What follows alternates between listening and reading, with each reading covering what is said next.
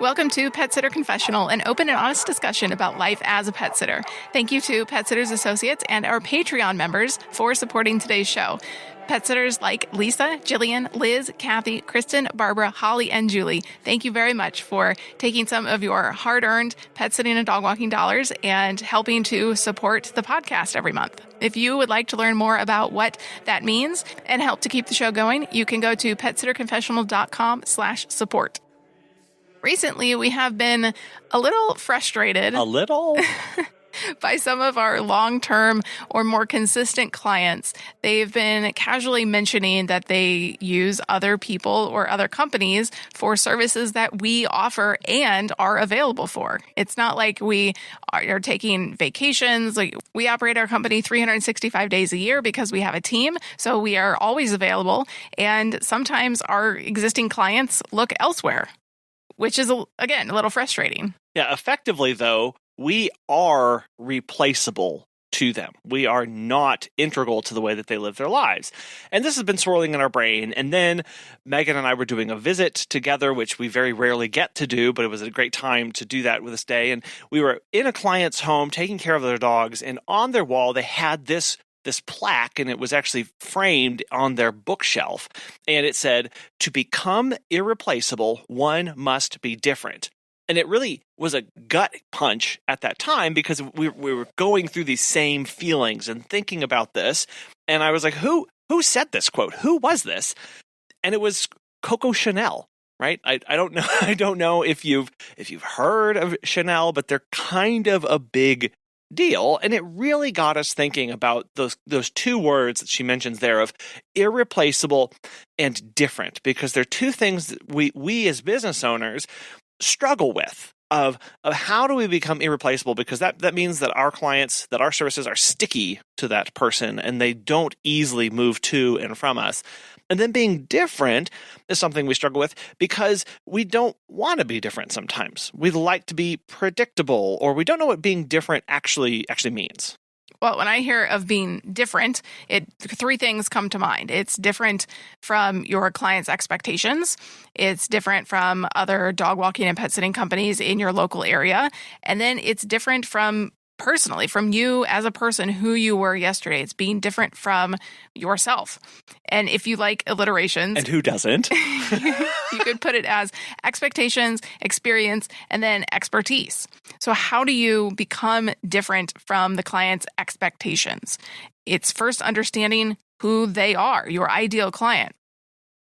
Do you know who that is? Have you really broken it down of they live in this area, they make this much, they shop at these places, they act like this, they talk like this? Do you understand what is driving their purchasing decisions? Do they have a lot of expendable income? Do they have just a little bit? Are they really focusing on a particular aspect of their life right now versus another part? Asking these probing questions when you're talking with them is very helpful. You can also say, have you used a professional before? That's one of our intake questions.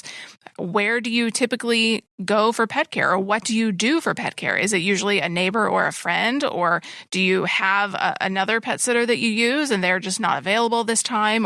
And then also asking, how can we best serve you today? It's such a huge question, and it's so open-ended that it can go anywhere when you ask that question. But what it does is it puts the onus on the client, the potential client, to tell you exactly what they're looking for. They will use their own terms, their own words, their own sentences to explain to you what they need. And this will help you gauge and understand. You'll be able to go, oh, this person is using some language that makes me feel like they don't actually understand what they're looking for. Or maybe this person knows exactly what they're looking for, but they have different expectations than what I can provide. And then you get a chance to respond to them and have a conversation of, okay, I hear what you're looking for is 24/7 care. What I can offer you and what we do here at my business is XYZ. Because at the end of the day, when we're trying to be different from our clients' expectations, we're trying to understand their motivations. Why are they on the other end of that phone? Or why did they come and fill out your intake form for your company to start services? Because when you get to that point, you can really start to now predict, okay, the next person who comes to me is probably going to be thinking XYZ.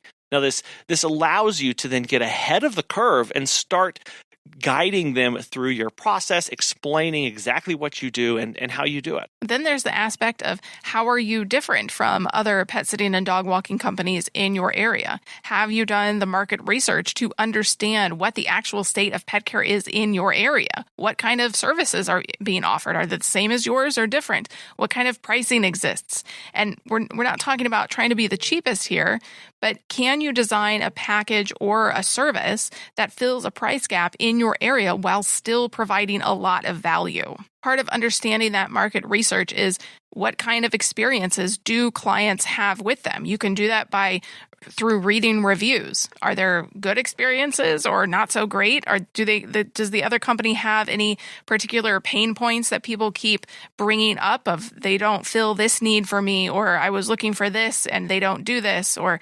what kind of reviews do they get? Then you can also find ways to have high quality touch points with them. That can be through sending birthday cards or anniversary cards, get well wishes, even just a simple message of, hey, we can't wait to see Fluffy again. We love when she does this. It's so cute. And all this is to get to the point where you look at the state of pet care in your area and you go, okay, here's what's currently being offered. This is how it's being offered. And these are the experiences that people are having. You layer all that on top of one another. You see where the holes are. And then what you do is you go, do I have strengths? Where do I have experiences, and how can I develop something that actually fills those holes and fills those gaps, if that is your desire and something that you want to do, so that you can now start making something that really stands out from what other people are doing? Because when you do stand out, it's going to differentiate your company and yourself from everybody else. And another way to do that is through expertise, through getting training, knowledge, going to conferences, listening to podcasts and books. And, you should not be the same person yesterday that you were today. Same with your company. Your company should be better each day. You should be growing and changing, honing your skills and your craft. Our friends at the Florida Pet Services Association just wrapped their first conference over the weekend. And that is another great way is going to these, even if it's not in your state, maybe traveling to a different state or going to the national conferences. They are great ways to not only connect with other pet sitters and commiserate of this job is hard, but also to learn more about the business and your numbers and how to generate great marketing and branding and all of the aspects that we deal with on the admin side of this business. And again, here what you're doing is you're going, what kind of business am I wanting to run? What holes am I filling? What strengths do I have? And then how do I backfill that through training and experiences to make sure that I am really solidly on a solid foundation with what I'm doing? Just taking training or certifications for certification's sake is going to be a waste of time, because you're not actually going to be able to implement those well in your business. You're not going to be able to serve your clients with the high quality expectations that you have, because it's not from a place of passion. And so aligning your training, your certifications, all of that stuff with your strengths and your passions is going to allow you to craft something that's absolutely phenomenal. We also need to define what being irreplaceable means for our clients and in what ways we can be that for our clients. Think of it as when your services are so valuable and desirable that you really become essential to the lifestyle of your clients and the way that they want to live. And this doesn't necessarily mean that they use all of your services. It just may mean that the one they do use is integral to their life. So it's basically your clients are perceiving your services or the relationship that they have with you as being so valuable that they could not dream of switching to another pet care provider. This comes ultimately from 5 basic elements. The first one being the deep integration into their routine and life. I feel like we've all had clients that say, when are you taking your vacation this year? Because I'm going to plan my vacation around yours. That's such a great feeling when you have clients that say that, because you know that, this person wants to use me above all else, and they are willing to make their life around my life. That feels good. If your clients could not live the life that they want without your services, you know that you are deeply integrated into their life. And these are statements such as, oh, we couldn't take the vacations that we want to if it was like this. Or, oh, man, we couldn't actually have gone and seen my parents this weekend without you. We get these comments from people who may say, if you weren't here to take care of my dog, I couldn't be in this apartment. Or my mom couldn't stay here if you guys weren't able to take care of their cat.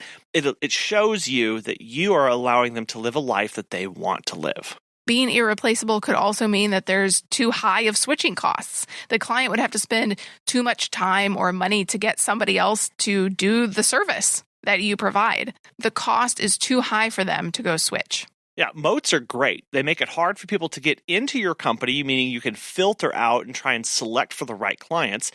But the other side is true. Moats make it hard to leave.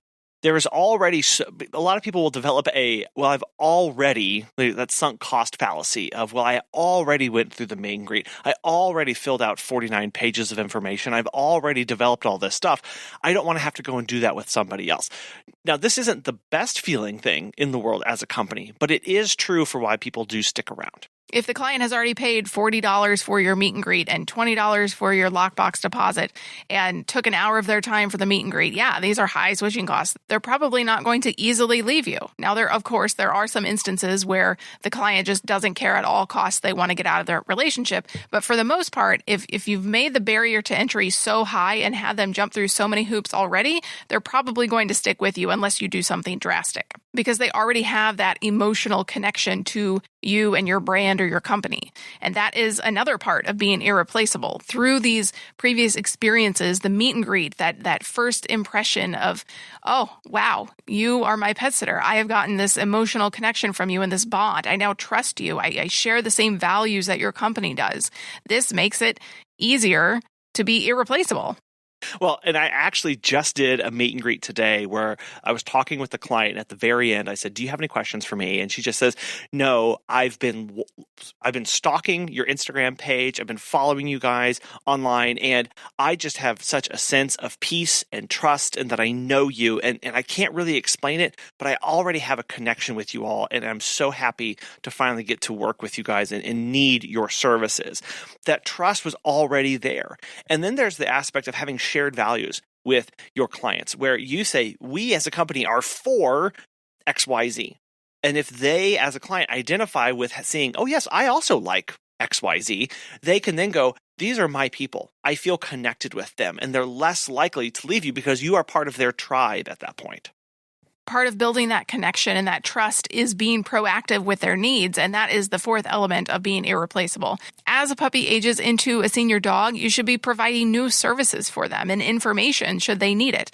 Write those blog posts and enter into those senior support services for dogs as they age. And it's not just as they age or enter different life stages. It could be behavioral things that you see while you're on a walk, and you can go, hey, I notice Baxter is always doing this thing on the walk. He's always lunging towards these dogs. Here's what I recommend so that you can do that while you're out walking her. Or maybe it's, I see that your cat is being destructive and peeing outside the litter box. Let's try these couple things. When you are able to speak up and out and be an advocate for the pet, you're not just making sure that that pet leads a better quality of lifestyle, but you're actually showing the pet owner that the person that they have trusted is the person that they should have trusted and that they should always trust. Through differentiating your company, you may want to offer things that other companies don't. Or what you offer, maybe it's the same thing, but what you offer is so different or superior that everything is seen as being subpar to them. You offer something that, while it's the same service, your add-on to that service is nobody else does that in your area. But something that every pet sitter and dog walker should have is Pet Sitters Associates. As pet care professionals, your clients trust you to care for their furry family members. And that's why Pet Sitters Associates is here to help. For over 20 years, they've provided thousands of members with quality pet care insurance. Because you work in the pet care industry, you can take your career to the next level with flexible coverage options, client connections, and complete freedom in running your business. Learn why Pet Sitters Associates is the perfect fit for you and get a free quote today at petsitllc.com. You can get a discount when you join by clicking membership Pet Sitter Confessional and use the discount code Confessional when you go to checkout. Check out the benefits of membership and insurance once again at petsitllc.com. But how do we actually do all of this? We've talked about the aspects and the attributes and what that actually means, but how do we do this in our company? I think we should bring it back to what started this whole conversation and what took us down this avenue was that company Chanel. What lessons can we actually learn from them as a business? When I think of Chanel, the biggest thing that stands out to me is the quality of the product, the extreme attention to the quality. It's not cheap stuff, and it's priced accordingly because it's not cheap. But Chanel has consistently emphasized the highest quality of materials and craftsmanship. The commitment to excellence here is really what makes them stand out. It's evident in everything from their couture collections and handbags and perfumes. Nothing is done cheaply. Everything is done of highest quality. In our own businesses, maybe that means prioritizing the well-being and safety of the pets in our care, using high quality everything. Leashes, toys, treats, insurance, software, even the posters and the business cards that you use to hand out will be of higher quality. If you send out postcards, they aren't the cheapest thing, they're a thicker material. There are things that we can do to stand out and say, hey, we are the best because we have the best. And if you have staff, ensure that they are well trained and that they are well equipped, that they have the materials, that they have the tools and equipment necessary to complete the job. And they're not just the tools, but they are the best tools so that they can do the best job and that they are a good representative of your company when they're out in the world. And train them on an ongoing basis. That will all help to emphasize this commitment to high quality of service. Chanel has always innovated their products. They've introduced the little black dress and the jersey fabric in women's fashion, which were both revolutionary at the time. And as you learn and gain new experiences, you'll be able to adapt and offer new services to your community. Several years ago, we never thought we would be offering dog adventure hikes, but we do, and they're great, and our clients love them. So as client expectations are changing throughout the years, you are able to better adapt and innovate because you know what is coming down the pipe. And this has always been balanced out with Chanel by their focus on timelessness and not chasing after fads. Their designs, their products have always had an element of both being modern and timeless, meaning that they are relevant across different areas. You can go back and look at their fashion models and their fashion pages, and it looks like something that somebody could wear today. And many people actually do this. So we have to establish a brand identity that's both modern and timeless. This could manifest in our branding and the clothing that we wear, even the methods and tools that we use for pet care. And extending this on to the services, before you think of adding a service or doing something new, ask yourself, does this build my brand or is it a distraction? Is this something that will stand the test of time, or will it become out of date as soon as I launch it and it's no longer relevant? People aren't actually looking for that and needing that service. So how do I take tried and true, timeless services?